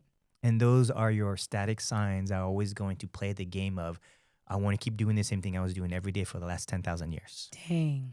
Those signs are important because you want to rely on them because like there are things that needs to be here for us to actually have a life. Like we can laugh and joke around because we have shelter and we have food. If you didn't have shelter or we have food, we'd be spending Nothing's like nature funny. all the time. You'd be looking for shelter Right. and food. It's not, yeah. The fact that these systems are now in place and are not easily falling apart means that these static souls that kept wanting to keep it status quo are helping manage the collective people Yeah. to have structure. The and then everybody stability. flows, right? Right. So what I'm saying is what's happening now, same thing with what happened to the gays. Now we're happening with the gender stereotypes because we experience it with racial stereotypes. So now we're like, hey, like I don't get the chinky, hey, Charlie, go back to China shit, right? Because like everybody knows it's not just China anymore, right? So for them to be like, oh, go back to China, wow, how ignorant are you? There are like 24,000 racist. fucking Asian countries, Right. and you thought the Chinese one is the one I'm going to? But that's us getting a bit clever about our jokes. Versus back in the days, they say that to everybody, and we'd be like, "I'm not Chinese." but again, like today, I don't see a single person saying that, right? But today, if it's anything, it's like, Charlie, I love your pho because I cook pho all day long. No, I don't. That's my culture, but that's not who I am, right? So obviously now today, I get way more than pho. But back 10 years ago, I got pho all the time, right? So with that, like gender, actually, the first time women started to shave their head was probably like, 10 years ago, right? I remember when Demi Moore shaved her head for G.I. Jane, right? And people were, oh my God, she shaved her head. What kind of woman shaved her heads? Now today it's much more prevalent that women are shaving their heads, right? For men to have long hair, not comfortable, not a common thing 20 years ago. Right. But today, way more men are wearing wearing their hair down, right, and are not wearing full suits anymore, right? So we are pushing the envelopes all the time. However, it's sad when the initial trigger of something different makes people want to like break stereotypes. Like, I understand that suddenly women are showing up with shaved head. We just need to get used to it, and suddenly it won't be a thing.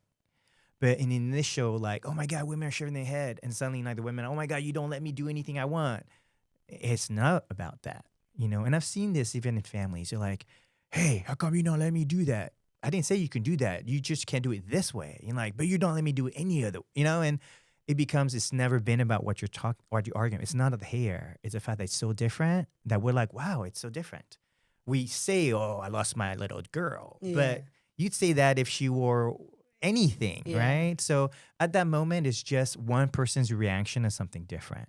But for us to be like, oh my God, that one or two people got shook from my difference, and I'm not going to adjust myself because of those two people, but 1,000 people love what I'm doing. That's what I'm saying is sometimes it's silly for you to get caught up on two people who had an issue with how you look, but most people accept you for who you are. And so you might end up getting caught up with like, I had to change my hair because everybody was saying, oh, I have short hair and I'm not like a woman anymore. No, only 2-3 people said that. Right. Yes, sometimes 20 people will say Wow. that You and know not what's force deep? you to change. But what I'm saying is like, as culture is evolving, there are moments where it's very difficult for us to accept new things until it becomes everyone's doing it now. Mm, Right. I find this funny, like the whole baggy pants and non-baggy pants. I grew up in baggy pants, and mm. then I grew up with the skinny jeans, and now the young kids want to wear baggy pants again. I was like, wow, I've been through the ups and downs of baggy pants Mm. and skinny jeans, right? But when I wore baggy pants, everybody made fun of me. And it's the making fun of, because the woman, right after saying, like, I said, why did you do it? The other woman said, get ready for people calling you sir, Yeah. and get ready. And this woman's like, well, my kids are saying, like, maybe I should be wearing wigs. And she's like, I'm not. I was like, good for you for choosing. But what it made me think is, it's because it's not that we're fragile, but adults and kids are cruel. And why does a woman looking like a man, why must you point it out lest you're trying to make them feel bad for just existing? And who's to say a man that has a soft face looks feminine and a woman that has a harder, angular face is a man? Why does it matter when they have their complete body and autonomy and body reproductive parts to themselves? Like, why do we get so caught up on what people have to say about it? And it wasn't like, oh, you're going to be so confident. She was like, get ready for people to call you a man. And I was like, dang. So when, like, the whole baggy pants thing is like, and you being made fun of, or why do we see difference and see, like, this is bad? We're, Like, we're pack animals. We're pack animals. We live in cities. So when you live in a city, you want to be a pack. So that's why I say cities make us want to be like other people. When you live off grid or in nature in your own system, you're not.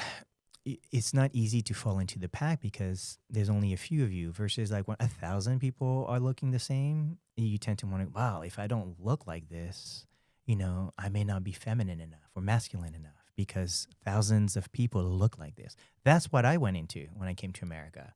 Wow, everybody does that. Well, maybe I should do. I cut my hair once and it looked very feminine, and I was made fun of like Charlie's a girl, Charlie's a girl, and I was like 11 years old. mm, Right, I was like traumatized as that. I told my mom, going like, I need to go get a haircut because I cut my hair, it looks very feminine, so I need to get a masculine or a boy cut now because I just didn't. It was distracting me from studying. I'm constantly hearing, he's got a girly hair, and I'm like trying to listen to the teacher, wow. right? And that's and that's when I realized that actually it doesn't come from the kids; it comes from the parents. Parents. So society is, like I said, programming all of us to speak this way to each other, Mm, meaning that it is our place to rewrite this by being fathers and mothers to our own culture. And that's why I was telling you that, like, no, I don't want to go to men's circles. I want to go father circles. Why? Because I want men to step up and be fathers of the planet, not mm. to be men of this planet. Step up. Step up and be responsible for the people that come through the planet. Wow. And that's what I mean by like, hey, if I'm a father, but I don't have kids, that means I'm going to try to father more people to maybe understand not even understand my perspective, to be able to impart wisdom that I've learned to other boys, men, or men who have couples, coupled men, right? Because, if I could be an example for something that they never experienced, and I was saying this to, I end up with doing a lot of work with women, right? And most likely because a lot of women feel safe around me. So a lot of times they're like, hey, can you like talk to my husband or my man about this? Because like you are very good at allowing your feminine side to both be paid attention to, but not like take over who you are. Because like I've had many people tell me most of the time it's usually Asian women who call me gay because we're very sensitive to the gayness in the Asian culture because we grew up with very intense patriarchs in Asian culture, right? Like women were literally aborted because they were not the highest gender in China. They wanted more men, right? So literally, we had a gender war in Asia. So, where was I going with this conversation?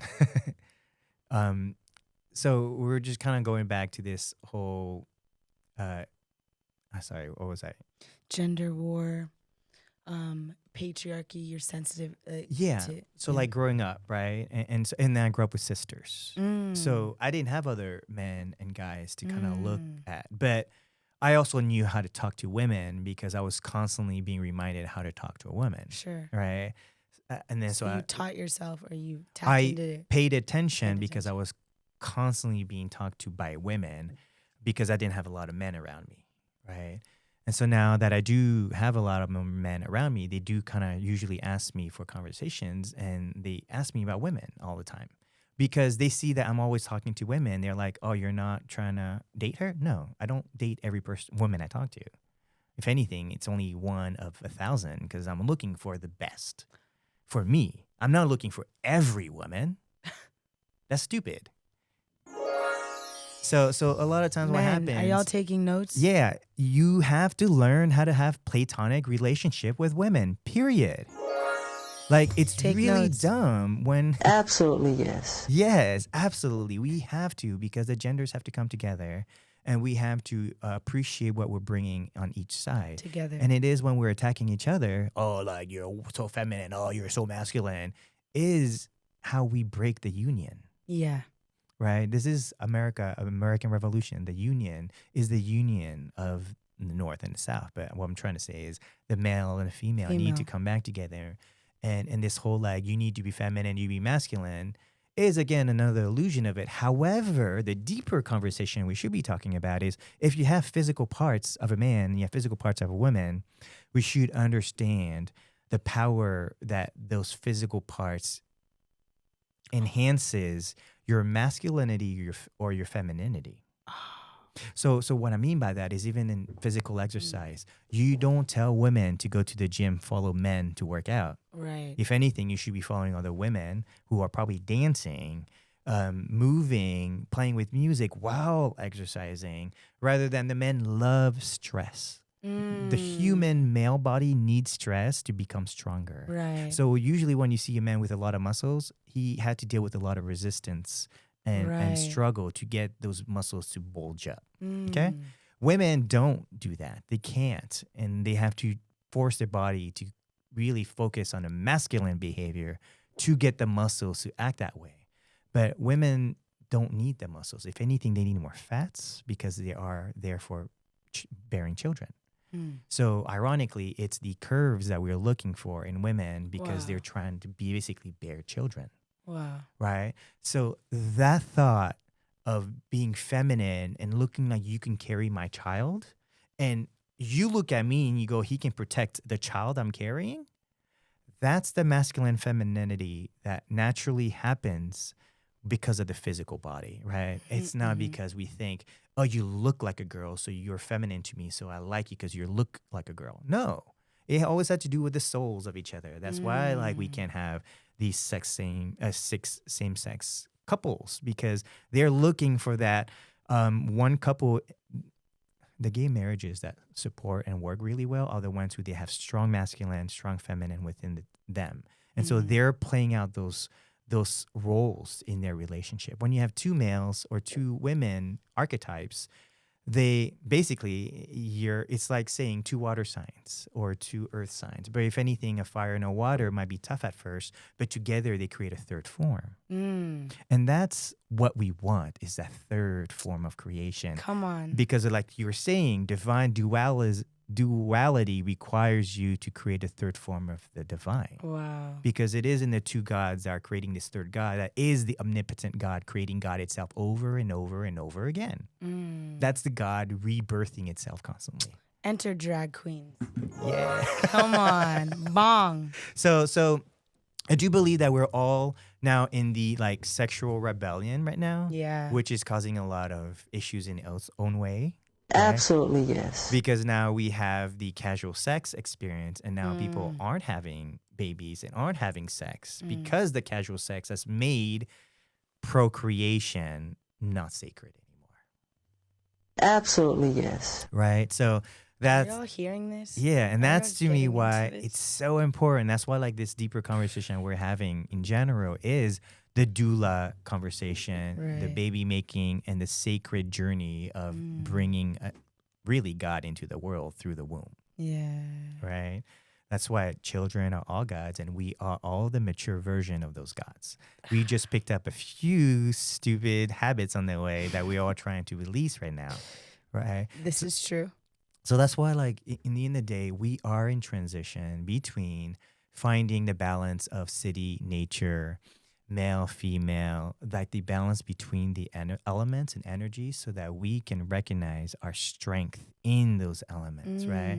I don't want a very fiery element to start learning how to talk to me about my emotions because they probably suck at it. Ooh. And I don't want that fire sign to talk to me about emotions because they're just going to yell at me. You know, this is my mom yelling at me all the time because she's a Okay. fire sign. We love you, right? mama. I love my mama. But she didn't know, she didn't have the water element to give me that softness of the feminine. And so she struggled because she didn't have that softness. And I went out of my mother's sphere to look for the feminine, right? So it's not like I was really, oh, I'm so mad at my mom because she's so masculine. I went and looked for what I needed rather than blame my mom's not feminine enough. That doesn't Right. do anything for me. It doesn't. It doesn't. So I went looking for what I thought I needed. And when I still am looking, because ironically, it's not easy to find soft, feminine, powerful, soft, feminine women because so Wow. many of them are believed that if you are loud and proud, you are making a difference because softness doesn't go anywhere. I disagree, but I know what you mean. Yeah. And so because literally, like a lot of people see me as soft, so they see me as a very passive person. But it's like, how come you're able to do the things you do, Charlie? Because I don't tell you everybody what I'm doing. Because that's a Western patriarch way of telling people what you're doing. But for me, it's about cultivating the experience so that when I'm ready, I can present it. I don't need to tell everybody I was doing it. So anyways, we're coming to the end of this podcast. We had a really amazing 2-hour show today. And we won't be doing that too often. We just had so much to share because we had been away for so long. And I think we're just catching up on all the beautiful medicine that we experience ourselves. But I wanted to thank all of you for listening to our experiences. I hope you are able to feel inspired to find medicine in everything that you do, with the people that you meet, with the animals, plants, and everything. So, you know, please inspire yourself with the medicine around you. This is medicine from our hands, our hearts. Thank you so much for your support, your love, every view, every like. It makes a difference. We just want to continue to share this medicine with the world, our community in Houston. Thank you, Charlie, for your time. Thank you for your heart. Shall we? Shall we? Thank you, everyone. Until next time. Until next time. Bye. Ciao.